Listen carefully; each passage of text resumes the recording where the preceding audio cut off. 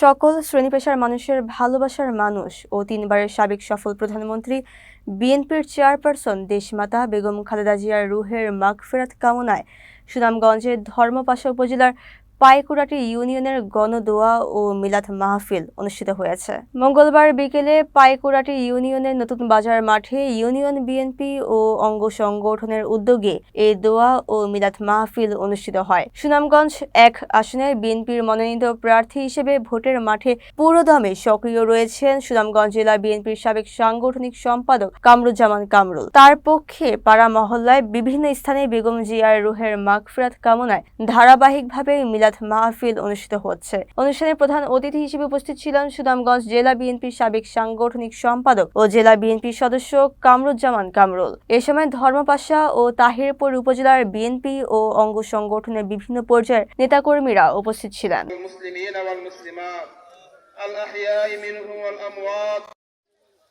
এখানে উপস্থিত আছেন আমাদের বিভিন্ন মাদ্রাসার এবং মসজিদের ইমাম, মুয়াজ্জিনগণ, সবাইকে আমার পক্ষ থেকে সালাম গ্রহণ করুন। আমরা আজকে দোয়া মাহফিলের আয়োজন করেছেন পাইকুড়াটি ইউনিয়ন বিএনপি অঙ্গ সংগঠনের প্রিয় নেতৃবৃন্দ। এখানে উপস্থিত হয়েছেন হাজার হাজার মানুষ।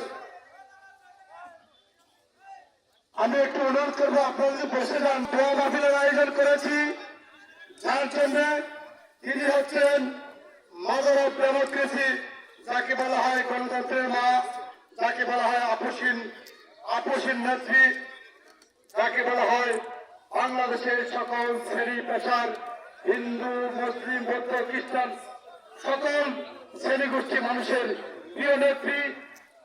উনি ছিলেন সকল মানুষের অভিভাবক।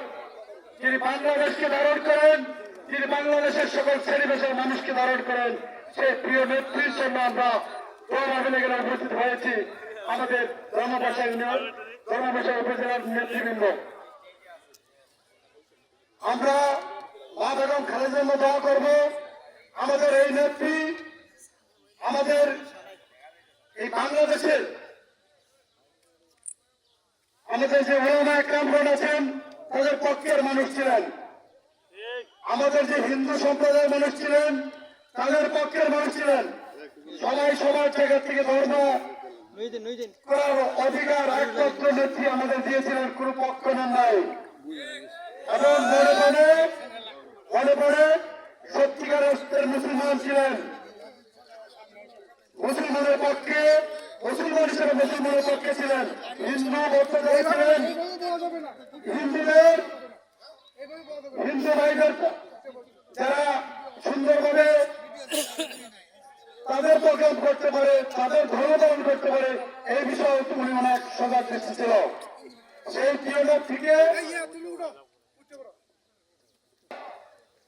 এই নেত্রী সম্পর্কে জানার, নেত্রীর কাছে যাওয়ার, নেত্রীকে একবার ফোন দিয়েছি, দুইবার কথা বলেছি। এই নেত্রীর কাছে